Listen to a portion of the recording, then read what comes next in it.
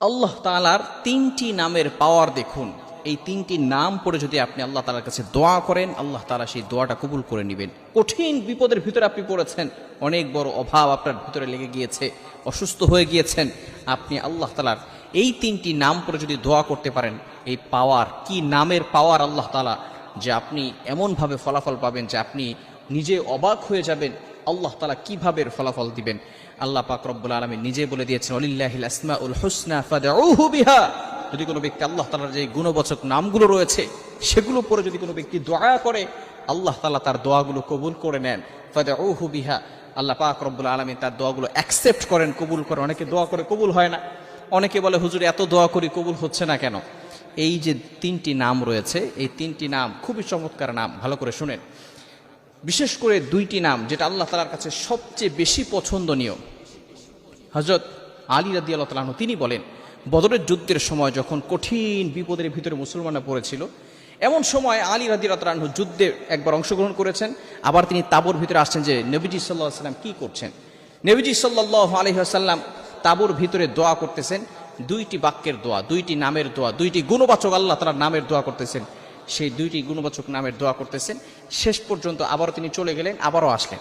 এবার তিনি দেখলেন যে রাসূলুল্লাহ সাল্লাল্লাহু আলাইহি ওয়াসাল্লাম সেই দুইটি গুণবাচক নাম উচ্চারণ করতেছেন। আবারও তিনি যুদ্ধে অংশগ্রহণ করতে গেলেন, আবারও তিনি আসলেন, দেখলেন তিনবার আলী রাদিয়াল্লাহু তাআলা আনহু বলছেন, তিনবার আমি দেখলাম নবীজি সাল্লাল্লাহু আলাইহি ওয়াসাল্লাম শুধু ওই দুইটা গুণবাচক নামের উচ্চারণ করতেছে।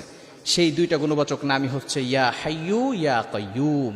ইয়া হাইয়্যু ইয়া কাইয়্যুম গুণবাচক এমন দুইটি নাম, যে দুইটি নাম পড়ে যদি কোনো ব্যক্তি আল্লাহ তাআলার কাছে দোয়া করে, আল্লাহ পাক রব্বুল আলামিন তার দোয়াগুলো অ্যাকসেপ্ট করবেন।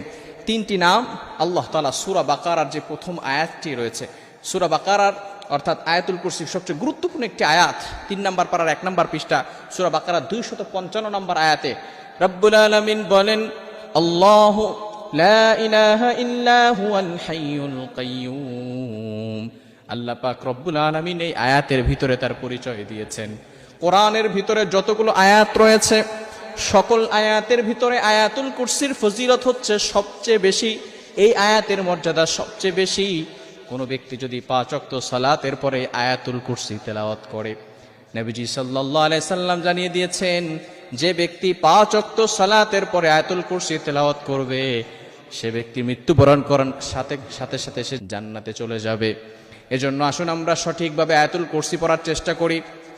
এই আয়াতুল কুরসির প্রথমে যে নামগুলো রয়েছে, আল্লাহু লা ইলাহা ইল্লা হুয়াল হাইয়ুল কাইয়্যুম, এই তিনটি গুণবাচক নাম পড়ে যদি আমরা আল্লাহর কাছে দোয়া করতে পারি, আল্লাহ তাআলা সাথে সাথে সেই দোয়াটা কবুল করে নেবেন।